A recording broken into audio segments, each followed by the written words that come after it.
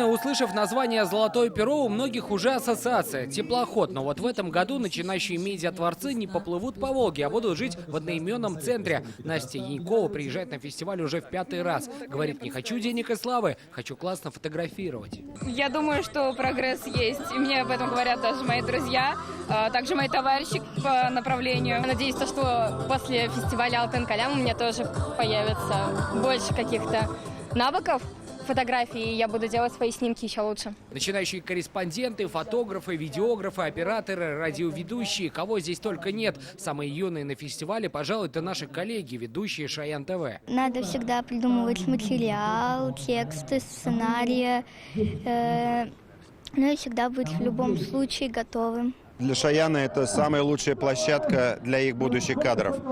Потому что я им всегда говорю, вы не должны делать традиционное скучное телевидение. Вы, молодые, должны делать телевидение, которое молодые понимают. Если вы этого делать не будете, вы никому не нужны. Съемки, мастер-классы, мозговые штурмы, отдыхать журналистам будет некогда. Обучение они будут проходить сразу по 7 направлениям. Задача, чтобы они прошли все стадии работы. Были редакторами, были корреспондентами, были выпускающими, фотографами. Целая система ранней профессиональной подготовки, потому что здесь с ними работают очень сильные наставники, наши легендарные журналисты. Участники «Золотого пера» пробудут в молодежном центре «Волга» до 7 июля. В течение 4 дней члены жюри постараются определить победителя, который и получит грант на обучение в высшей школе журналистики. Сергей Хайдаров, Марат Зайдуллин, ТНВ, Лаишевский район.